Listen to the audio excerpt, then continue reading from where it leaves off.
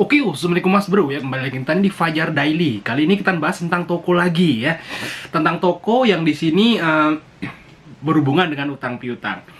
Oke, tapi sebelum jangan lupa untuk like ya dan subscribe channel ini mas bro dan share jika dirasa bermanfaat. Oke, jadi ada yang beranggapan mas bro yang pengen buka usaha ya, pengen buka toko, misalnya toko bangunan, alat listrik, toko-toko yang lain. Terus di dekat-dekatnya udah ada kompetitor nih misalnya kan. Biasanya kan seperti itu ya kalau untuk buat usaha. Wah, kompetitor dekat, kita jadi ragu.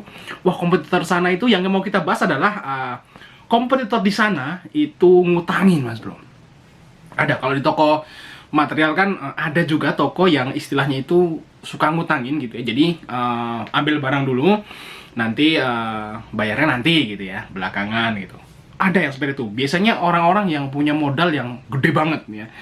Punya modal gede banget. Apakah itu bagus ya? Terus apakah Mas Bro itu jadi ragu karena itu ya? Biasanya teman-teman yang pengen merintis usaha toko kalau di sana udah ngutangin tuh ragu, karena biasanya kalau kita ya modalnya tipis kan nggak bisa kalau ngutangin. Kalau kita ngutangin misalnya dibayar lagi sebulan lagi kan kita nggak bisa kulak lagi gitu ya. Jadi nggak muter kan gitu ya. Tapi bagi yang punya modal gede sih mah bodo amat kan itu. Apakah itu bagus? Nah, ini Mas Bro, kita akan ngasih share info tentang pengalaman aja gitu. Maksudnya mungkin Mas Bro punya pengalaman yang berbeda, mungkin ya. Tapi kita akan ngasih sesuai dengan ilmu kita dan pengalaman kita aja. Oke, kalau misalnya ada komputer seperti itu, terus Mas Bro pengen buka toko yang sama ya, buka aja Mas Bro, buka. Karena toko yang ngutangin ke pelanggan itu biasanya nggak akan bertahan lama. Ya mungkin sampai modalnya habis ya. Gini ya, kita kasih ilustrasi, ini terjadi di kenyataan Mas Bro ya. Ini bukan teori-teori, ini nyata. Oke, misalnya Mas Bro itu buka toko, terus Mas Bro ngutangin ya. Ini Mas Bro aja yang jadi contoh gitu, atau kita misalnya boleh lah. Kita ngutangin ke orang. Misalnya ada yang mau bangun, ngecor misalnya, atau pondasi, bikin pondasi, kan dia oke Mas, kita ngutang semen, besi, ya seperti itu, biasanya seperti itu ya. Semen, besi, terus segala macamnya buat ngecor ya. Kalau ada batu-batu gitu ya. Oke, nanti bayarnya sebulan lagi ya, nunggu gajian apa bla bla bla, alasannya kan banyak. Oke, kita kasih ber. Oke, untung semen dan besi itu berapa ya? Misalnya, oke lah utangnya 3 juta misalnya, invoice 3 juta. Itu keuntungannya itu paling sekitar ya 100 ribuan Mas Bro, 100 sampai 150 lah. Bisa dibilang itu cuman ya berapa persen ya, 5% seperti itu ya keuntungannya ya. Tapi kalau dibayar cash kan lumayan gitu ya buat kelangsungan toko ini. Tapi ini masalahnya adalah bayarnya itu nanti ya. Jadi kita ngeluarin barang dulu del ya, keuntungannya belum ada ya, karena barangnya duluan, uangnya belum ada gitu. Oke, kita langsung kasih. Tapi ada orang lagi yang kayak gitu, kasih lagi. Oke lah, misalnya Mas Bro punya uang serep buat bayar sales. Biasanya kalau supplier atau sales itu kan dia ngasih tempo itu 30 atau 40 hari.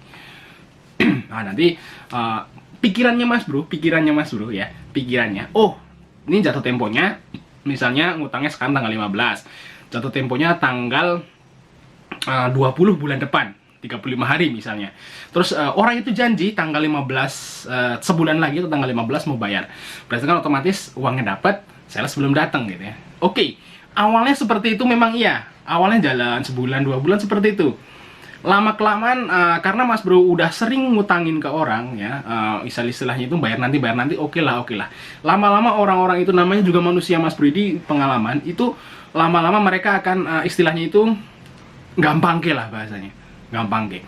Nanti mereka tadinya janjinya tanggal ini emang dibayar tapi meleset ya. Memang dia ngutang lagi besoknya lagi, biasanya kontraktor lah seperti itulah ya. Siapalah, kita nggak nuduh. Terus mereka nanti akan meleset Mas Bro. Meleset.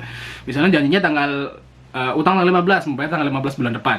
Nanti dia meleset, molor. Nah, kalau pas molor itu Mas Bro, molor. Nah, nanti si sales kan tetap datang, kita harus bayar. Iya, kalau 1, 2 orang, 3 orang, kita masih bisa nalangin pakai duit kita dulu, ya nggak? Nah, tapi kalau enggak, Mas Bro, ya gitulah. Jadi Mas Bro malah yang minjem buat bayar supplier gitu. Jadi Mas Bro barangnya uangnya dipinjam orang, Mas Bro minjem orang buat bayar utang. Jadi gitulah Mas Bro, siklusnya. Jadi apakah itu bagus buat toko? Gue kira enggak. Karena apa? Toko yang seperti itu lama-lama sepi. Kenapa? Karena orang yang ngutang tadi, yang istilahnya itu dia belum bisa bayar, nggak tahu alasannya, mungkin nggak punya duit atau dia meleset, nggak tahu. Itu pasti dia akan beli barangnya ke toko lain. Misalnya Mas Bro ngutangin barang-barang gede, semen, besi, untungnya cuma sedikit. Justru kalau untung yang gede di toko itu adalah yang di etalase kan gitu. Yang di etalase kayak ya segala macam lah, kuas segala macam, itu untungnya lumayan. Kalau orang-orang yang utang di tempat Mas Bro itu nggak akan beli lagi di tempat Mas Bro loh. Nih, catat. Karena mereka malu, samar ditagih bahasanya kan gitu. Mereka beli di toko lain. Dengan kalau beli barang-barang kecil itu pasti cash. Pasti cash, nggak mungkin ya. Cuman bisa beli thinner atau beli lampu misalnya, kan utang kan nggak mungkin. Bisa ngutang-utang itu yang jumlahnya gede, yang marginnya kecil. Seperti itu Mas Bro. Catat ya, catat. Jadi lebih baik Mas Bro kalau buka toko itu lebih baik cash aja. Cash aja. Jadi kalau misalnya ada yang mau, oh nggak bisa Pak, maaf, jawabannya yang sopan, kita itu kok modalnya terbatas dan kita harus bayar supplier, nanti takut toko nggak jalan. Oke lah, dia langsung misalnya oh nggak jadi, dia pergi, memang pergi, dia ngutang toko lain ngutangi ya misalnya. Terus nanti suatu saat dia belum bisa bayar si utang, dia akan belanja di Mas Bro loh. Dia akan belanja di Mas Bro. Ini kenyataan loh.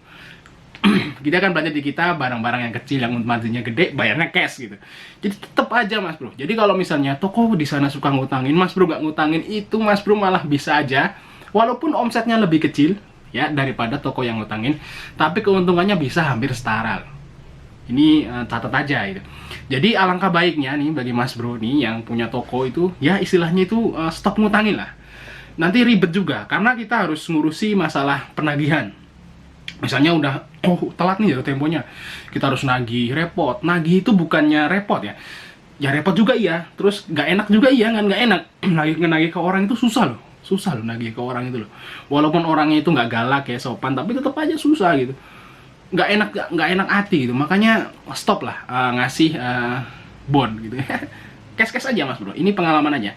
Jadi tetap aja jadi Mas Bro, oh kita kekeh nih nggak ngasih ngutang, misalnya biar cash aja, khusus cash only, Mas Bro akan dapat pelanggan dari tambahan dari yang seperti itu Mas Bro ya. Jadi ada orang-orang jauh yang beli di toko kita gitu. Kenapa? Padahal dia ngelewatin 2 toko. Kenapa dia beli di tempat kita gitu? Padahal toko sana buka, toko sini buka, toko kita buka. Kenapa dia beli di tempat kita? Ya mungkin nggak tahu alasannya kenapa ya. Ya nggak mungkin juga kalau misalnya harganya di sini terlalu murah, kayak nggak mungkin karena kita jual harganya standar gitu. Nggak mungkin, pasti harganya hampir sama, lebih murah sedikit gitu, kadang lebih mahal juga di sini ya.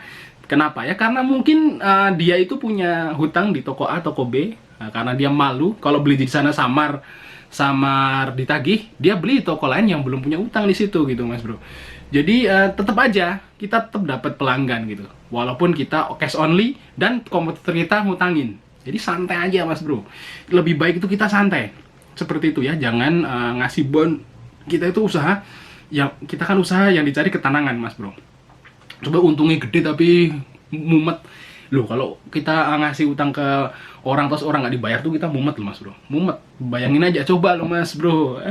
Kalau yang udah pernah ngalami pasti tahu ya, tapi kalau yang belum coba aja dulu, mumet pasti, mumet, gelisah segala macam lah. Mending mah kita santai, untung dikit tapi kita loss gitu. Jadi kita I'm free gitu, usaha itu santai gitu.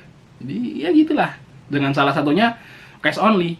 Oke, mungkin sekian informasi dari kita ya tentang usaha ini. Jadi tetap semangat nih bagi Mas Bro yang lagi pengen berdiri usaha, modalnya kecil, terus yang di sana udah ada toko gede, ngutangin Mas Bro, usaha awal-awal gitu Mas Bro. Tetap dapat pelanggan nanti Mas Bro, santai aja dari yang seperti itu.